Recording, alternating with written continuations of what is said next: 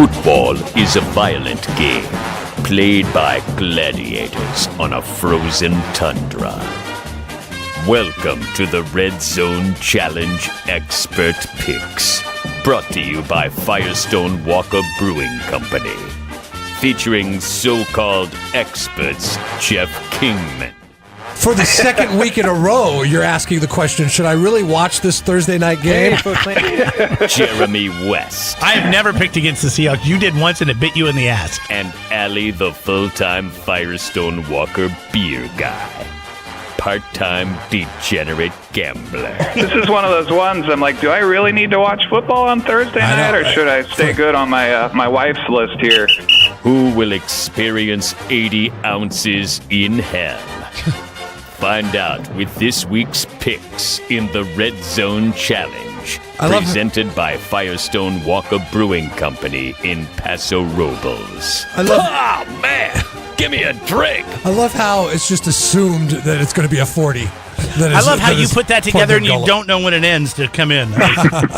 It's pretty funny. Ali, congratulations on a well-done week at 4-1. He goes now at 8-7. Jeff goes 3-2, and so do I. Trying to pick against you guys. Jeff now sits at 6-9. I'm at the back still at 4-11. I'm feeling pretty good. Feeling pretty good. Ollie didn't get any right. You guys did not get any right the first week, right? Yes, that's right. That's how it went. Okay. Yeah, thanks for bringing that up. I was like, how is it that he's only 8-7 if he's had back-to-back 4-1 weeks? But it's a nice rebound. You've pulled it together and you've understood the league well to this point. I got a question for you because I know you're a fantasy football player, okay?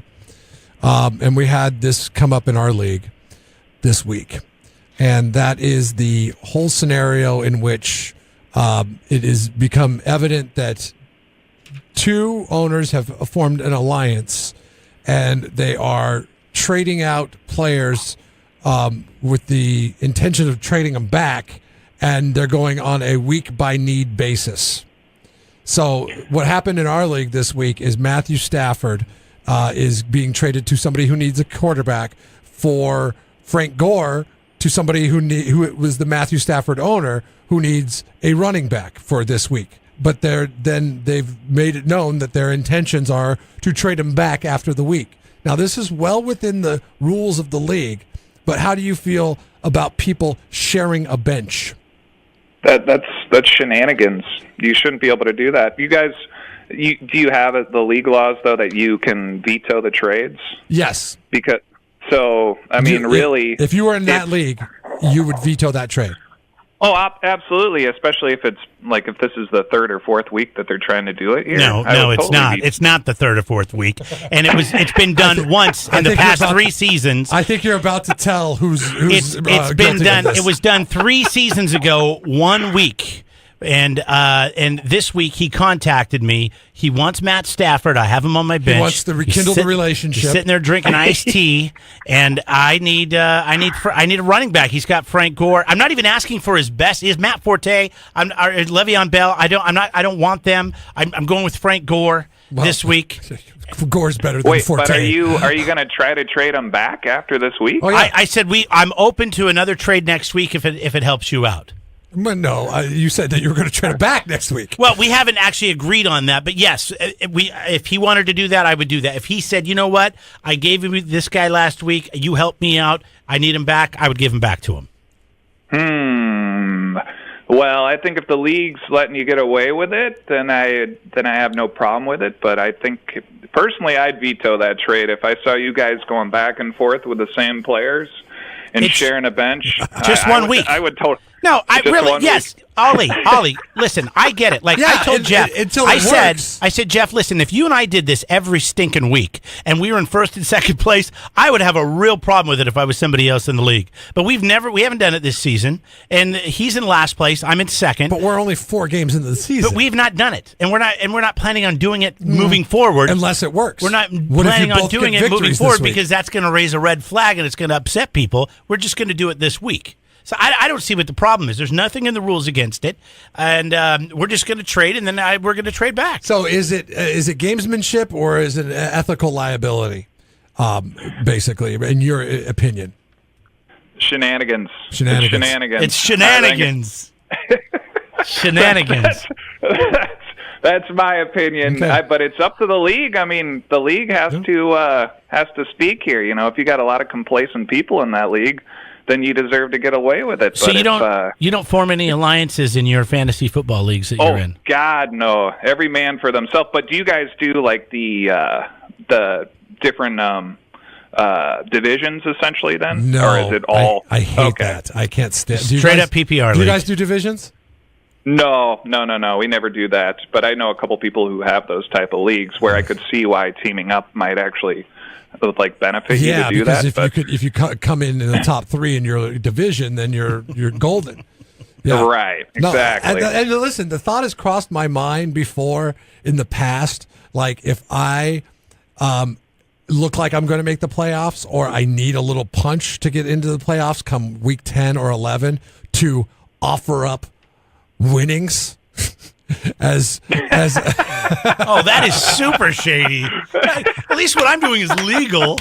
You're trying to buy people off before the trade deadline to get marquee players that are hitting their hot stretch as the playoffs come about.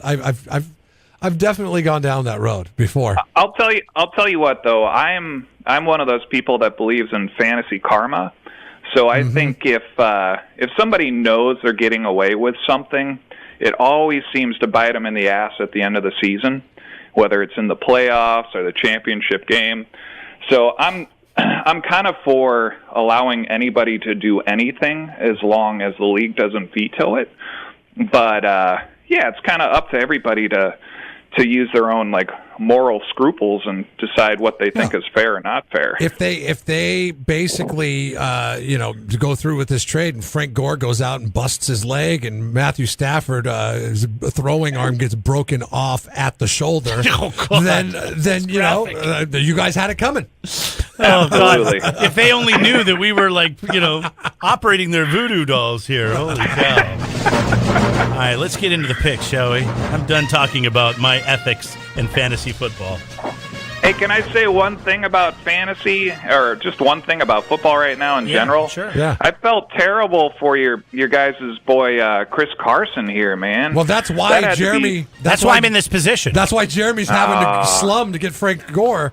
Because Chris Carson's leg shattered.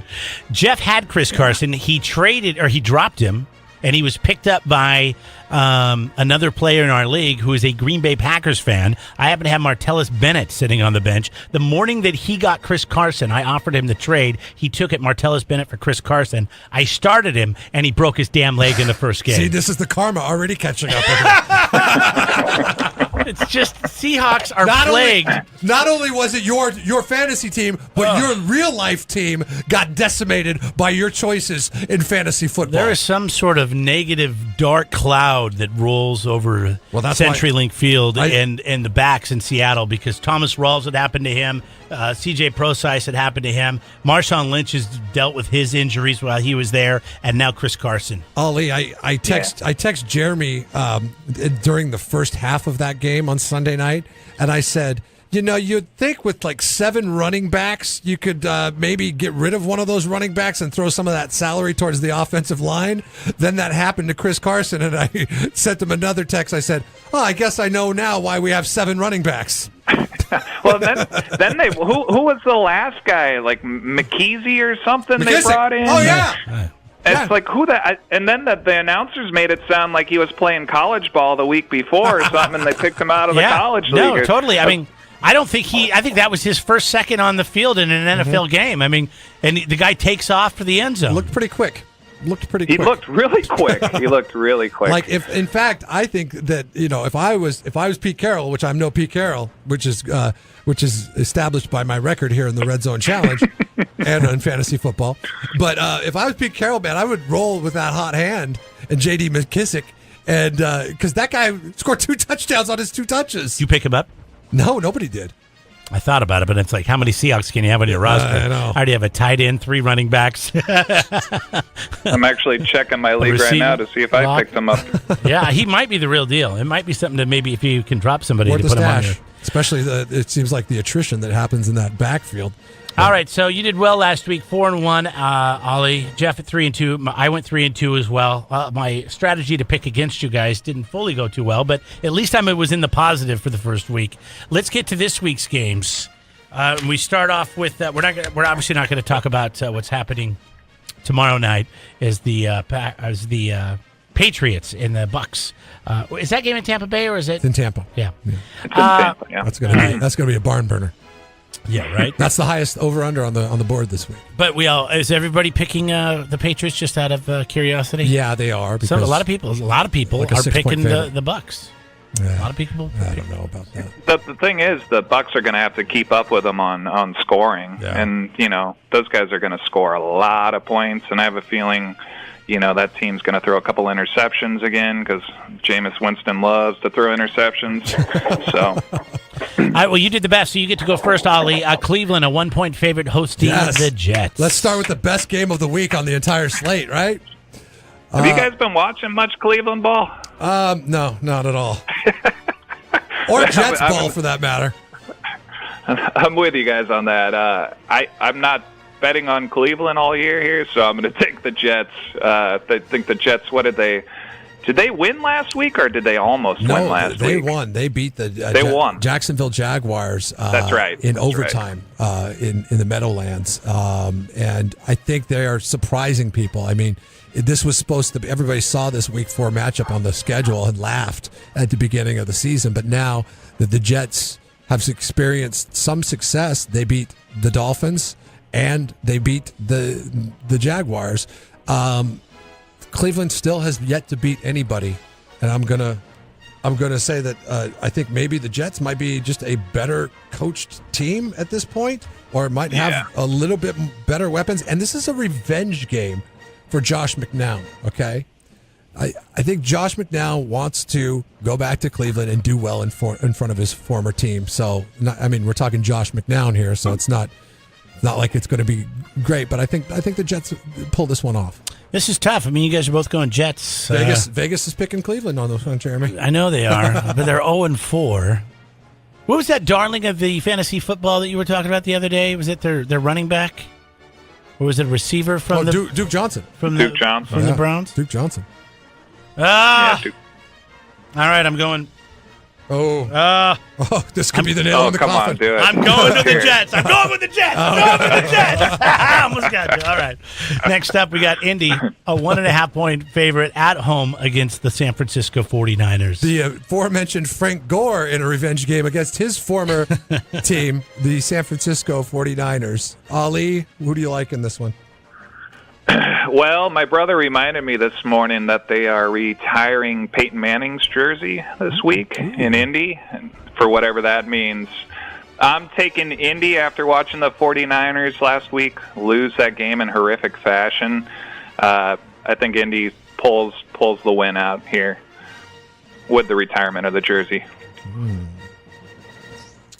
Yeah, it's in Indianapolis. That's too important of a game for them to lay an egg at. And Jacoby Brissett, despite the second half struggles, looked amazing in the first half last week. And a talented kid, man. I think I'll go with Indy too. I'm going to go with Indy as well. Boy, this isn't okay. I guess a lot of disparity in this one, huh? Yeah. All for the same reasons. Brissett really impressed me, as a matter of fact, and the fact that he threw that interception, that pick six, and came right back and took his team down on the next offensive session and scored a touchdown. I was impressed by that. Very easy for them to that backbone, by that give it to the backfield and let it roll, and that's not what happened. So I love this matchup. Detroit is a 2.5-point favorite against Carolina.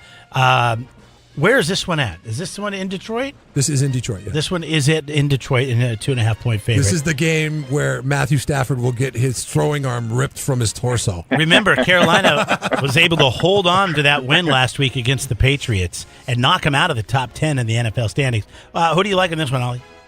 Well, I'll also remind you that was a little help from the refs there towards the end of that New England game. Yeah. Not that New England should have been that far down, but I am going to take Detroit in this game. I think Detroit is going to make it to the playoffs this year. I think they're a legit team. Stafford looks good for as an NFL player, maybe not fantasy. I think that team has got a chip on their shoulder this year. I think they got pissed when they lost that game 2 weeks ago. I think Detroit's coming in there. Detroit's going to be at home, and they're going to win this game. What's wrong with his fantasy numbers? He's averaging 50 points a week. Is he? Well, in our format. Oh, he's a PPR. Oh, okay. We have our format's a little wonky when it comes to the quarterback play because it's points per completion. Oh, that's right. I forgot about that. So if you're Eli Manning and you jack it up, then you end up with like default 65 points during the week. Thanks for setting that up, Commissioner. If anybody wants to look into any fraud. But he has like Alex Smith as his quarterback, so you can't blame the guy, even though he did have a good first week. I switched to Eli, actually. All right. I love that you picked Detroit on this one. What do you think, Jeff? You like Detroit too? Okay, here's how I view it. I view the Detroit Lions as possibly the third best team in the NFL right now. I think it's the Kansas City Chiefs. I do think, despite the loss last week, it's the Atlanta Falcons because they had a lot of injuries in that game. Which they'll all be better after the bye. And then it comes down to the Detroit Lions are the third best team in the National Football League based on their record and their performance to this point. So you take, where does Carolina sit? Lots of question marks with Carolina. You don't know what New England is really at this point. Carolina got just brutalized by the New Orleans Saints at home.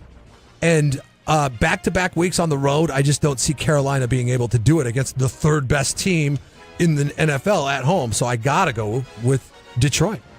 This is tough because, I'm going to pick Carolina, but, this is their second week on the road. It was good enough to get one win on the road. To get two is pretty tough. But I believe in their defense.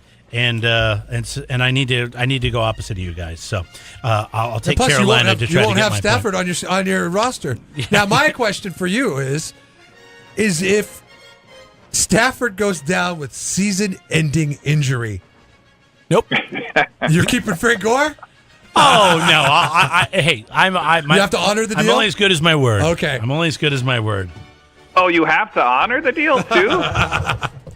That's terrible. If I say I'm going to do something, I'm going to do it. Listen, he's an ethical man. He's an unethical, ethical man. Unless I can pay the guy off with some of my winnings. Wink, wink. I heard it from you, Dad. Jeff. Rams are favored against the Seahawks.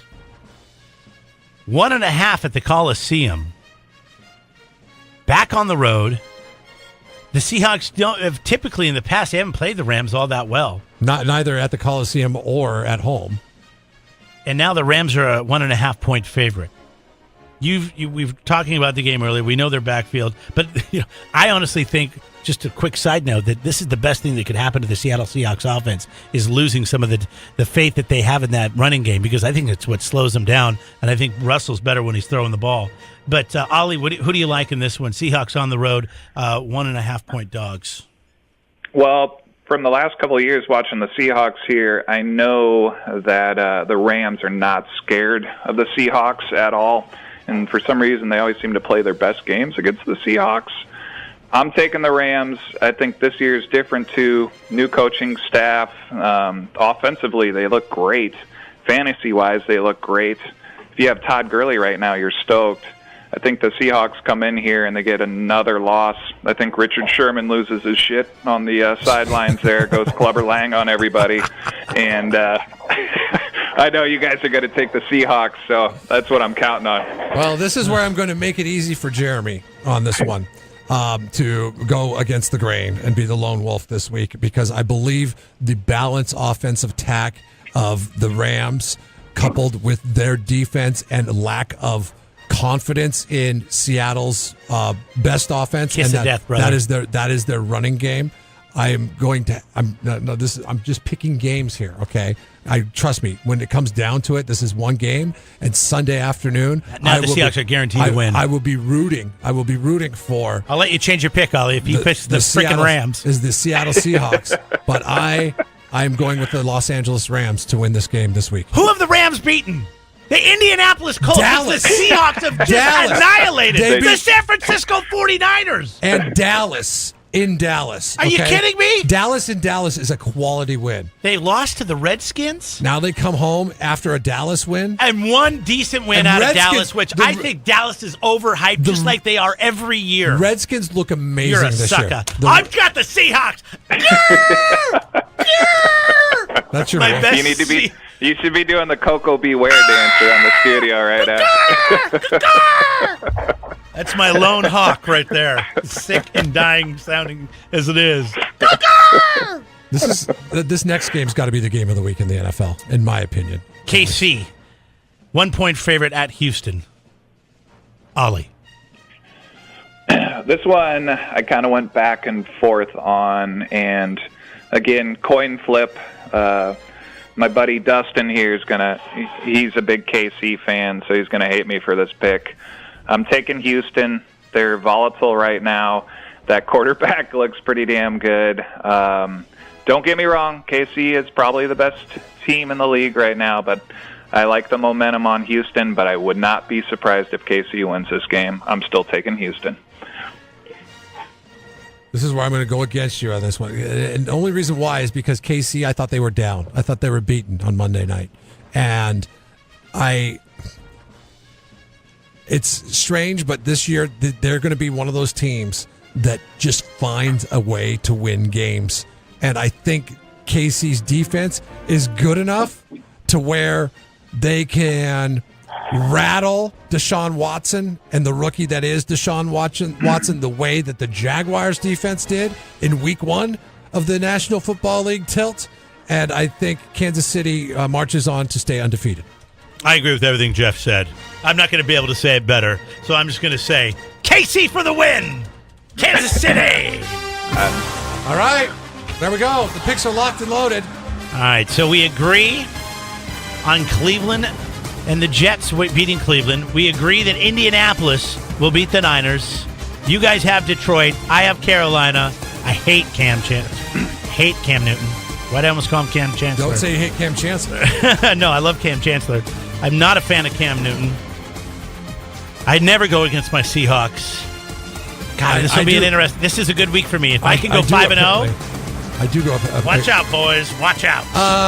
Ali, we get a lot of questions here because of our affiliation with Firestone Walker, and I know you probably can't answer this, but we gotta ask.